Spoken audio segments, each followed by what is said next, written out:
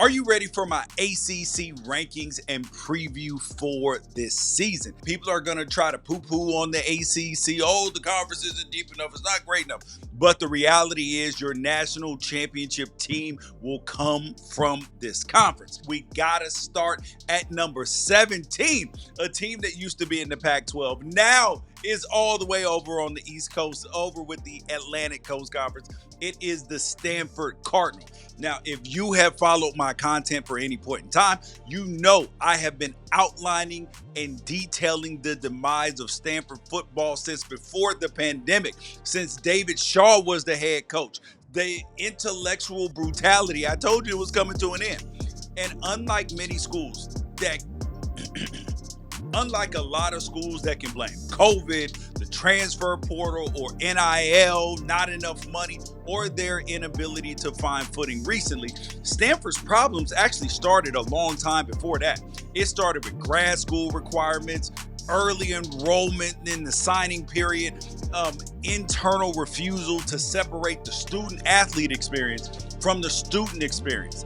Now, their former head coach, who we thought was going to be their head coach this year, Troy Taylor, I honestly thought it was an excellent hire at the time. And whether or not Troy Taylor actually had a problem with his tone in talking to female staffers, the way he was fired, and then the act of bringing Frank Wright as interim head coach under Andrew Luck's general managership, it is one of the weirdest moves in college football.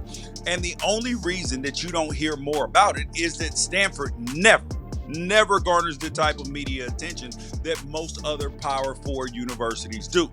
Now, this season for Stanford, though, is not one of them bad news bears rosters that the Cardinals are rolling out this year. And that's for two reasons. Number one, a lot of these starters were actually highly sought after prep prospects.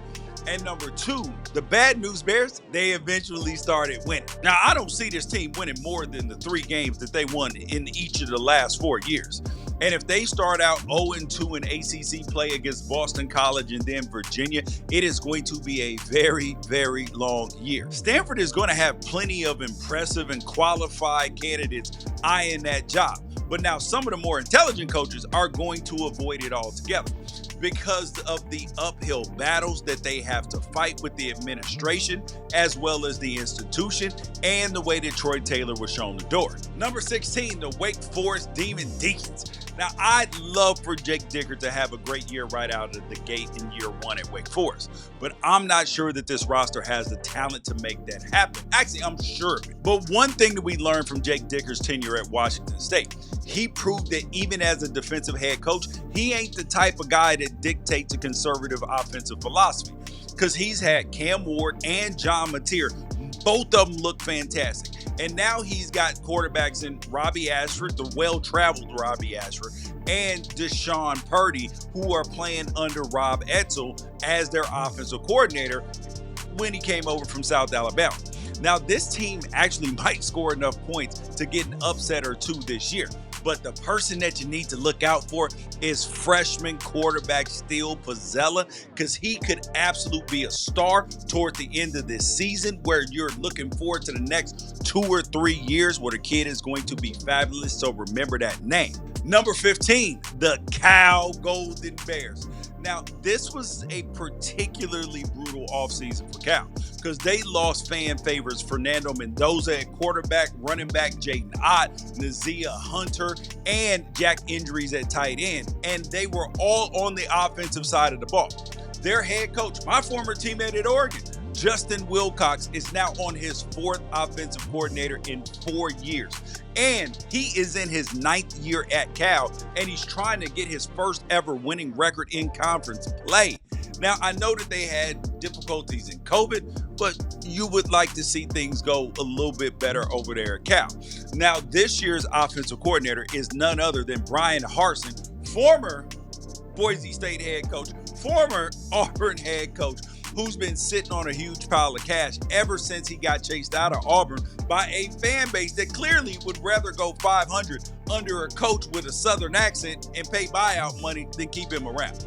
Now, it is hard to be optimistic about a team that has been this dysfunctional on one side of the ball for the last 8 years, because they have put out some really good defenses and some good defensive players. But maybe, just maybe, that former Ohio State quarterback Devin Brown and wide receiver Kyron Graves, maybe they can inject some life into that offense. Now, we will find out in the opener, though, because they take their talents up to Oregon State to play against the team quarterbacked by former Duke quarterback Mr. Malik Murphy. Number 14, the Virginia Tech Hokies. I foolishly let myself believe the Kyron Drones hype last year. Actually, I was leading the bus.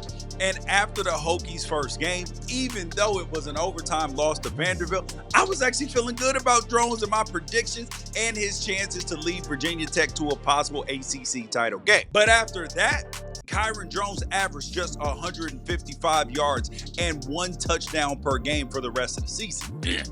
Yikes. So who did Brent Pry, their head coach, bring in to jumpstart the offense? How about a man who put up points? Mr. RG3's old offensive coordinator from Baylor, Mr. Philip Montgomery. Now, a former Baylor coordinator for a former Baylor quarterback, we'll see how that works out. But I do not trust this team to get back on track if they open up the season with losses to South Carolina and to Vanderbilt, because the defense outside of the secondary is probably going to take a step back this year. I don't believe that this defensive line is going to be able to hold opponents under 4 yards a carry like they did last season. So could be a tough one. Number 13, the NC State Wolfpack. 9 straight winning seasons before the outlier last year. Now, they gambled on Grayson McCall and as a plug-and-play transfer quarterback.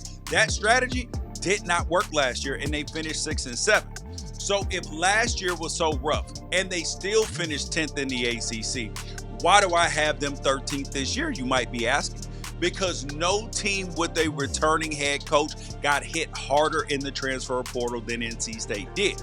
Because how many Power 4 teams do you know that lost 10 players to other Power 4 programs? This is Arizona State 2021-22 levels of attrition. And it makes me feel like the players in the building know the writing is in the wall for this season. But now, CJ Bailey, Justin Jolly, they could be something special this season because Bailey did show a lot of promise last year as a freshman. Now, Dave Dorn did hit the portal to fix a defense that gave up a combined 110 points to its 2 toughest opponents last year.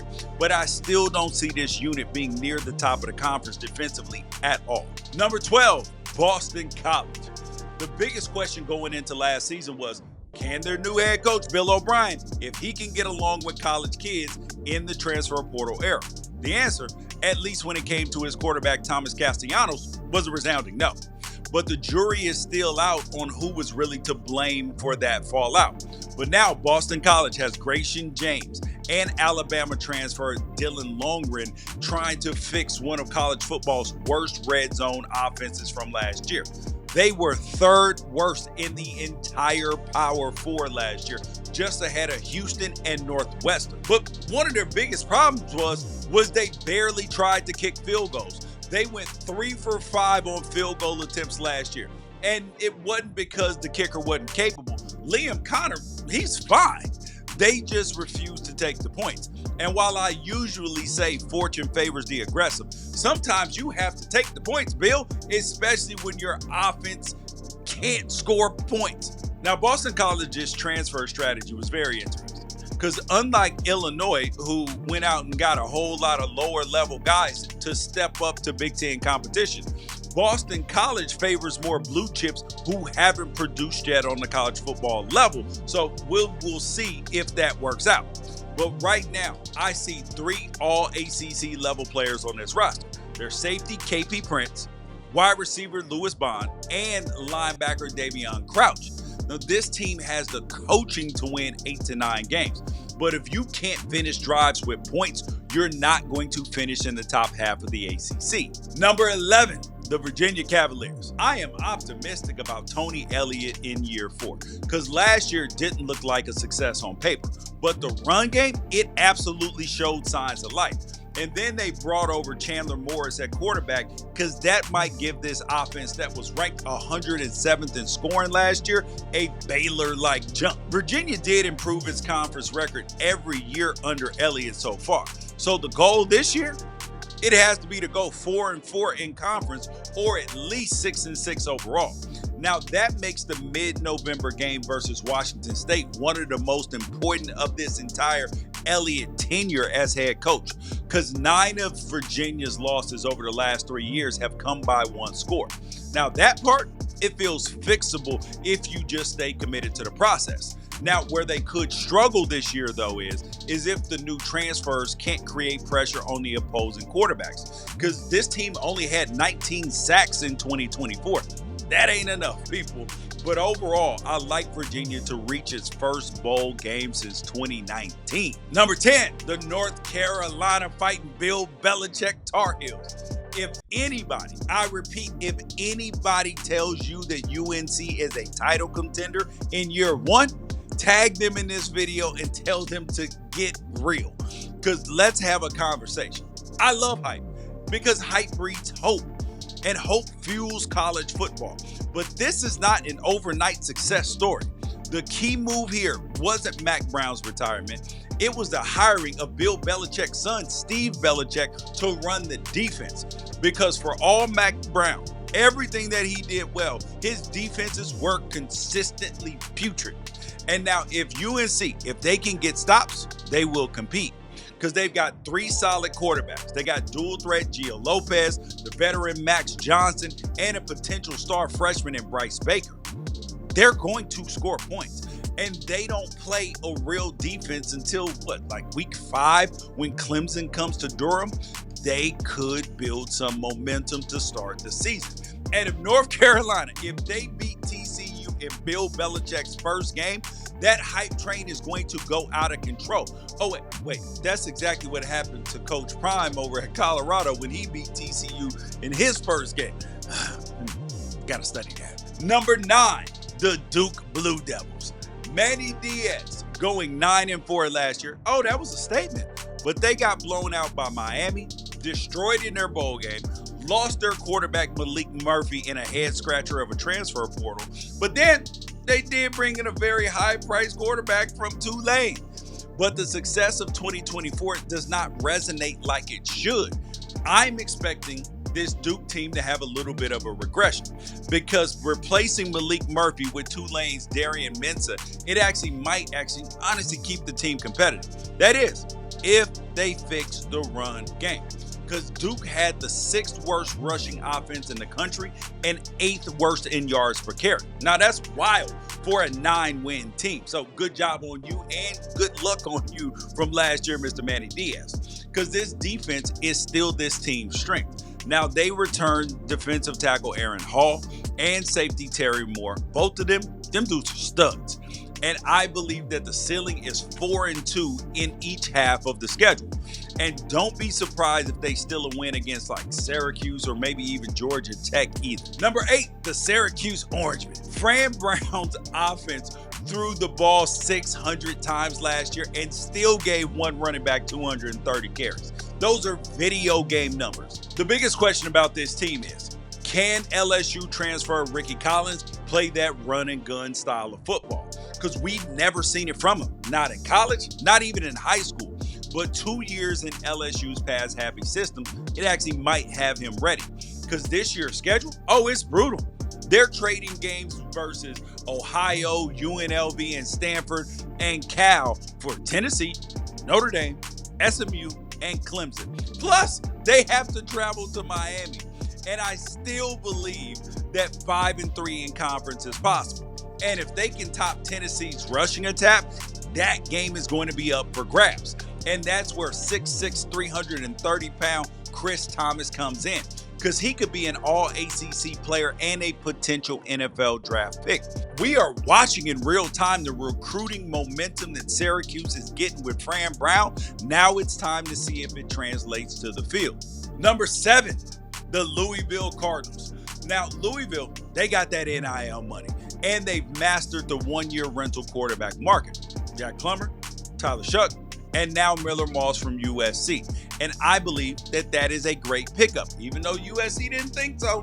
Now, I've already predicted that he will outperform USC's quarterback room in 2025. So go to the bold predictions video here on the Unafraid Show. Make sure that you like, subscribe, get notifications, and tell a friend about the show because you know we bringing that heat. Now, back to regularly scheduled programming. Cardinals fans, go ahead and paint me as your biggest hater. I'm sorry. Ignore the fact that I'm a Miller Moss fan. Ignore that I said that Clev Lubin is one of the most underrated transfers in the country. All of that is fine. And if I'm wrong, maybe Isaac Brown is the next freaking Reggie Bush. But here is where I am concerned. You are too portal dependent. Your run game and pass protection were elite in 2024, and both will regress this year in 2025. I also don't trust Ron English's pass defense. You can bookmark this, save the receipts, and if I'm right, I'll see you in the comments. Number 6, Georgia Tech. Seeing Georgia Tech on your schedule is like facing an elite wrestler in the UFC. You might be able to knock them out, but if there's no room to throw a punch, there is a problem. They are going to wear you down and beat you to a pulp. And that's exactly what the Yellow Jackets do. They wear teams down. Now, last year, they were undefeated at home, but struggled on the road. This year, the schedule definitely helps them. No SMU, no Miami, no Florida State, and no Louisville. They get Clemson, Syracuse, and Pitt at home. Now, if they come out and bully Colorado in week 1, like they did Florida State last year, they could be chasing double-digit wins for the first time since 2014. Now, their head coach, Brent Key, his toughness is reflected in his quarterback, Hayes King. Now, people believe that I'm underrating him, but I like Hayes King. I just don't think he's top 10 coming into the season. He might finish that way, though. Now, if they need 300 yards passing, honestly, he can do it. If they need him to go full Tim Tebow and run the ball 25 times, he'll be happy to do that too. And he doesn't turn the ball over, which is amazing for a quarterback. They replaced their top wide receiver with Eric Rivers from FIU. And they've got Jamal Haynes back running behind 2 all-ACC guards. Now, the question for this team, it is the defense. Because they didn't generate enough pressure or turnovers in 2024. And I'm predicting a slight improvement for both. And combine that with this schedule and returning talent, it's going to be a good year in Atlanta for the boys in Georgia Tech. Number 5, the Florida State Seminoles. There is no way the entire Mike Norvell era can be defined by whether or not Jordan Travis is at quarterback. Right? Because right now, the split is 29-9 with Jordan Travis at quarterback and 4-19 without him. Now, enter Gus Malzahn, who taught Norvell his offensive system back when they both worked together under Ty Grant. And enter Thomas Castellanos, the brash, confident, dual-threat quarterback who had a falling out with his Boston College head coach Bill O'Brien. And then he decided to return to the system where he started in at UCF. And maybe Castellanos is confident because Florida State went crazy in the portal, especially with offensive linemen and wide receivers. FSU did exactly what Nico Iamaleava's camp hoped Tennessee would do. Instead, Tennessee lost Squirrel Wright to Florida State. They also landed big body Deuce Robinson from USC because he could end up being uncoverable in this offense. And I believe that this offense will get back on track in Tallahassee. But the real question is, can former Nebraska and Syracuse defensive coordinator Tony White, can he breathe life into a defense that felt lifeless at a lot of times in 2024? But this schedule, it is tough. They play Alabama, Clemson, Miami, Pitt, and Florida this year. Now, for their head coach, Mike Norvell, if he is going to keep his job safe, he probably needs to go at least 2-3 in those games and then run the table the rest of the way for a 9-3 finish. Number 4, the Pittsburgh Panthers. Yes, the wheels fell all the way off this team after a 7-0 start last year. But don't overlook this team because they probably have the best pure passer in the conference in Eli Holstein, and nobody's talking about him. They also have one of the top dual threat running backs in the country in Desmond Reed. Catches the ball, runs the ball, gets good. And one of the best linebacking rooms in all of college football. Those are some serious building blocks for a good team. And their head coach, Pat Narduzzi, he needs to build something meaningful, or fans are going to start asking what the point is of keeping a coach who wins between 6 and 8 games every single year. Now, that's exactly what Pitt has done in 11 of the last 15 seasons. So people are getting a little antsy. They want more. Now, here is where I am encouraged about Pitt, though. Narduzzi stopped complaining about being poached in the transfer portal era and actually started using the portal to strengthen his roster. Now, Jeff Percy and Kendall Stanley were solid offensive line additions. And Jaden Moore, who never broke out at Oregon, could be one of the best pass rushers in the ACC. Why don't y'all just take your pencils out and pencil me down as a buyer on the 2025 Pitt Panthers? Number 3, the Miami Hurricanes. They lost a lot. And while some people believe that Carson Beck will be a big-time drop-off from Cam Ward last year, I do not.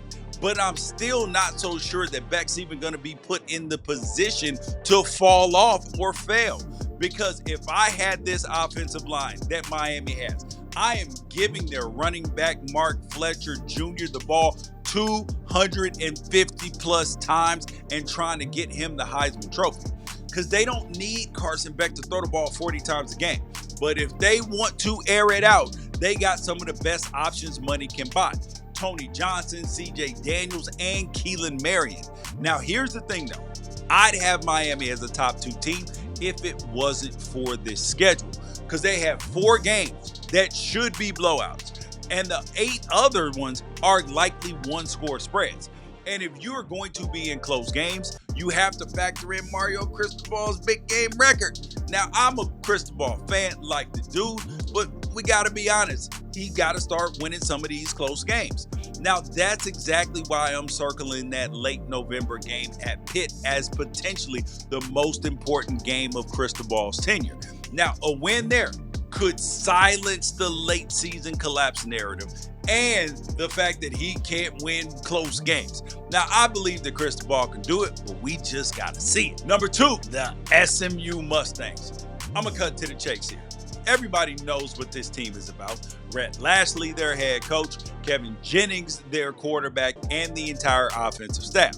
The receivers, defense, coaching, the college football playoff schedule, everything is there. But the unsung hero last year was Brashard Smith. 1,700 yards of offense and 18 touchdowns. And now he's a Kansas City Chief now, so he can't help him. So the question is, who is going to tote the rock for SMU?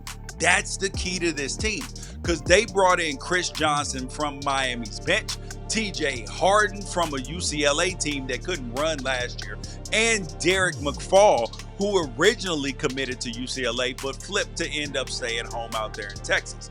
And as long as one of those guys can carry the load and the other ones can spell him, I like SMU to make a serious playoff run, because they have the schedule, they have the talent, they just need to run the damn ball like Marshawn Lynch would tell you. Number 1, the Clemson Tigers. I haven't been quiet about my Clemson support at all. I have predicted them to win the national championship, and you guys have not been quiet in the comments telling me how dumb you think that is. Trust me, I read every single comment. Now, I don't let them get to me, but I do read them. Now, I know you believe that Cade Klubnik can't win a big game. I know you think that Dabo Swinney is full of it. I am going to wholeheartedly disagree. Now, their defensive coordinator, Tom Allen, he's the perfect hire to maximize this defense. And most teams in the country would trade for Clemson's defensive line and wide receivers, hands down. Dabo has built a staff that has had years of continuity on the offensive side, because a lot of other programs are breaking in 5 to 7 new guys from different systems. And when Clemson went out of character to grab Purdue's Will Height in the portal, that told me something. That kid is going to be a special pass rusher, because they didn't add a running back in the portal, and that says a lot about how they feel about Gideon Davison and Jay Haynes. Now, if I'm wrong, we will find out, but I highly doubt it, because this schedule outside of Furman and Troy, it is for sure tough. But that's exactly the kind of schedule that will prepare Dabo and company to make noise in the college football playoff once they get there. And that is my ACC rankings, predictions, and previews coming into the 2025 season. Make sure that you like, subscribe, get notifications, tell a friend about the Unafraid Show, and be one of us.